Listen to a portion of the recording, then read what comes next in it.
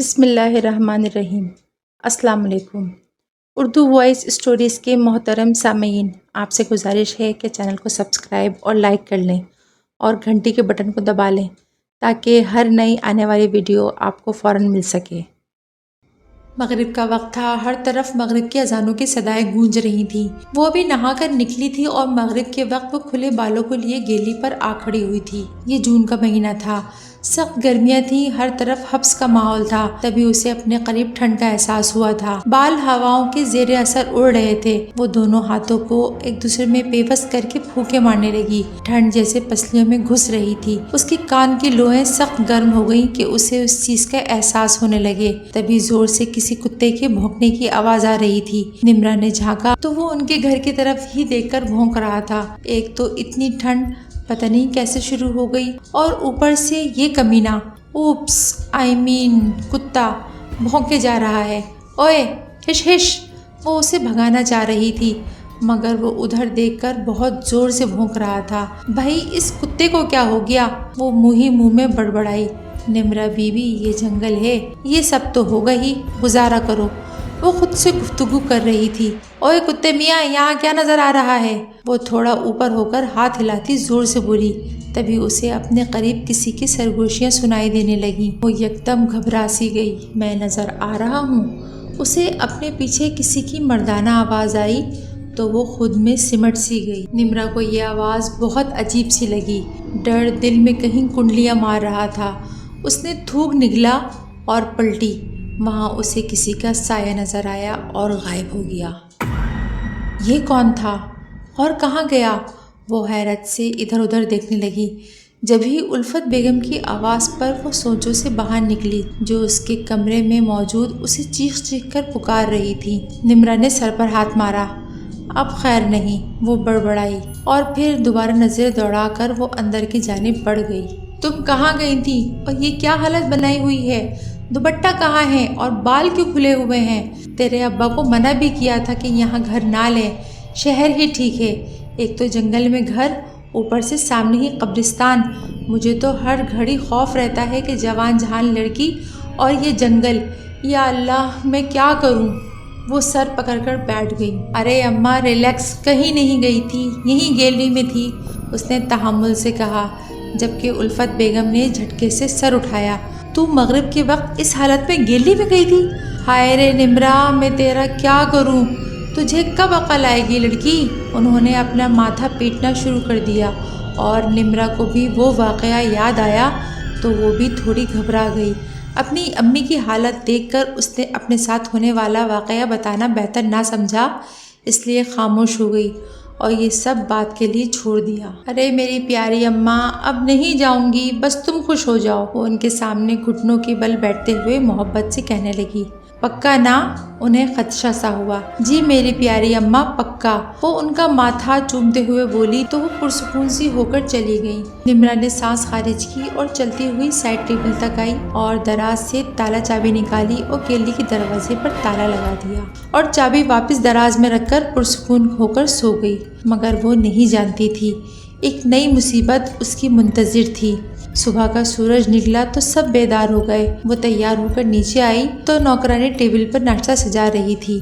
निम्रा ने खामोशी से नाश्ता किया। अम्मा मैं ज़रा बाहर जा रही हूँ, थोड़ी देर में आ जाऊंगी, निम्रा ने उल्फत बेगम से कहा तो वो उसे घूरने लगी। अरे अम्मा आ जाऊंगी, कहीं नहीं जाऊंगी। वो उन्हें मुतमईन करके तेजी से निकल गई। वो अपनी DSLR गले में लटकाए जानवरों की तस्वीर बना रही थी। उसे वहाँ एक सियाह रंग का बिल्ला नजर आया जो दर्द से कराह रहा था। निम्रा को उसे देखकर अफसोस हुआ। उसने पहले उसकी 2-3 तस्वीर निकाली, फिर उसे उठाए घर की जानिब रवाना हो गई। अभी वो घर में ही दाखिल हुई थी कि सामने ही अम्मा लड़ाका औरतों की तरह कमर पर हाथ बांधे उसी की मुंतजिर थी। उसने नफी में सर हिलाया और घर में दाखिल हो गई। ओए ये किस मनूस काले बिल्ले को ले आई है? वो उसे टोकती हुई बोली। बिल्ले ने उन्हें बुरी तरह घूरा था। अरे अम्मा इसे चोट लगी है, ठीक हो जाएगी तो उसे वापस जंगल में छोड़ आऊंगी। वो उन्हें तफसील से आगाह करती ऊपर चली गई। या अल्लाह इस लड़की को हिदायत दे, न जाने क्यों मेरे दिल में हौल उठ रहे हैं जैसे कुछ जरूर गलत होने वाला है।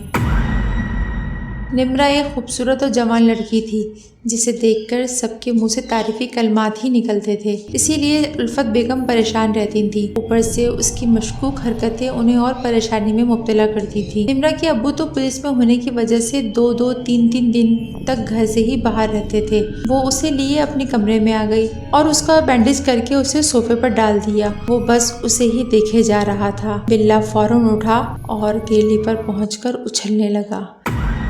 निम्रा ने मुस्कुराकर उसे देखा और दराज से चाबी निकालकर गैलरी का दरवाजा खोल दिया। हैरत की बात कि उसके दरवाजा खोलने के बाद वो वहाँ से हटके उसके बराबर सो गया। उसकी हरकतें जैसे किसी इंसान की तरह थी। वो ठिठक सी गई थी, लेकिन अपना वहम समझकर सर झटक दिया कि एक बिल्ला क्या इंसान होगा, मगर ये बिल्ला मुझसे डर क्यों नहीं रहा। वो सोच में पड़ गई थी, कहीं अम्मा का शक सही तो नहीं। वो परेशानी से सोचने लगी।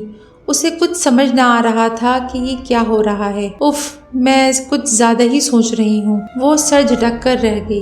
वो लाउंज में बैठी तस्वीरें देख रही थी, तभी उसकी आंखें फटी की फटी रह गईं और हाथों में लर्जिश पैदा हो गई। ये कैसे हो सकता है? वो लड़खड़ाती आवाज में बोली। दिल जोर जोर से धड़कने लगा था। चेहरे पर पसीने की नन्ही नन्ही बूंदें नुमायां हो गई थी। सब जानवरों की तस्वीरें ठीक ठाक थीं, मगर 2 तस्वीरें थीं जो बिल्कुल खाली थी। उनमें कोई जानवर ना था।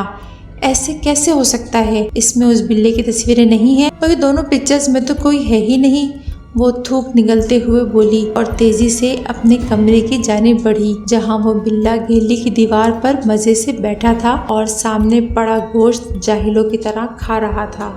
वो किसी को खा चुका था। निम्रा को उससे खौफ आने लगा था। बिल्ले के मुंह पर खून लगा हुआ था। उसकी ब्लू आंखें सुर्ख हो रही थी और पंजे के नोकीले नाखून भी सुर्ख हो रहे थे। ये तो एक फितरी बात थी, लेकिन उसका अंदाज बहुत जारहाना था, जैसे कोई जंगली खा रहा हो। निम्रा की तो जैसे जान फना होने लगी। वो अपना वजूद घसीटते हुए गैलरी में आई। बिल्ले को जैसे ही किसी के आने का एहसास हुआ, उसकी एक एक चीज नॉर्मल होने लगी थी। गोश्त का टुकड़ा गायब हो गया था। उसके पंजों का खून आहिस्ता आहिस्ता मिटना शुरू हो चुका था। मुंह पर लगा खून भी साफ हो चुका था। और जब निम्रा ने उसकी आंखें देखी तो वो वापस नीली हो गई थी। निम्रा ने उसे फौरन उठाया और तेजी से कमरे से निकल गई। वो 2-3 सीढ़ियां उतर रही थी। उसे अपना होश ना था। उसे बस उस बिल्ले को वापस जंगल में छोड़ना था। उल्फत बेगम उसे पीछे से आवाजें दे रही थी, मगर अभी वो होशो हवास में ना थी। उसके जहन में वो मंजर तेजी से गर्दिश कर रहे थे। किसी की आवाज उसे सुनाई नहीं दे रही थी। सुनने समझने की सलाहियत मफलूज हो चुकी थी। उसने अपनी भागती टांगों को जंगल में आकर ही ब्रेक लगाया था। उसने बिल्ले को फेंकने के से अंदाज में नीचे रखा, जिससे उसने एक जोर की धाड़ निकाली थी। निम्रा सहम कर 2 कदम पीछे हटी थी और पलटकर भागने लगी थी। बिल्ले की धाड़ें तेज से तेजतर हो रही थी। निम्रा ने पीछे मुड़कर ना देखा। उसे लगा अगर उसने पीछे मुड़कर देखा तो वो बिल्ला उसे नहीं छोड़ेगा। वो शायद उसे मार डालेगा। उसकी सांसें फूल रही थी। पाँव दौड़ लगा लगा कर शल हो चुके थे। ऐसा लग रहा था उसने कोई मैराथन रेस में हिस्सा लिया है। अगर वो रुकी तो हार जरूर जाएगी, और अगर वो रुकती तो वाकई हार जाती। रेस तो नहीं, मगर जिंदगी जरूर हार जाती। उसने घर आकर ही सांस बहाल किया था और दरवाजे की चौखट पर गिरकर बेहोश हो गई थी। चूँकि आज इतवार का दिन था, इसलिए निम्रा के अबू अशरफ साहब की छुट्टी थी। वो लाउंज में बैठे अखबार का मुतालिया कर रहे थे। किसी के गिरने की आवाज पर उन्होंने अपना सर अखबार से निकाला तो निम्रा को पड़ा देखकर वो घबरा गए थे। निमी मेरी जान, वो तड़प कर उसके पास आए थे और उसे उठाकर ऊपर की जानिब भागे थे। उल्फत बेगम उनकी चीखों पुकार सुनकर खुद भी तेजी से ऊपर की जानिब बढ़ी थी और सामने निम्रा को बेसुध देखकर उनके हाथ पांव फूल गए थे। निम्रा मेरी बच्ची, क्या हुआ है? वो उसके सरहाने बैठकर उसका गाल थपथपाने लगी। अशरफ, क्या हुआ है मेरी बच्ची को? वो रो रही थी। मैंने डॉक्टर को कॉल की है उल्फत, हमारी निम्मी को कुछ नहीं होगा, वो उनको हौसला देते हुए बोले। हालांकि वो अपनी अकलौती लखते जिगर को देखकर खुद भी डर गए थे। थोड़ी ही देर में डॉक्टर आ गया था। क्या हुआ है डॉक्टर मेरी बच्ची को?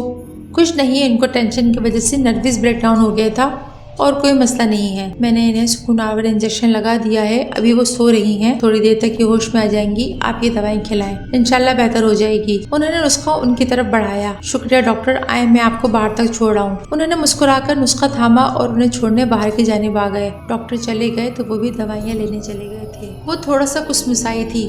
उसने आहिस्ता आहिस्ता आंखें वाह की थी और अपने ऊपर उसी बिल्ली को झुके देखकर वो चीखकर उठ बैठी थी।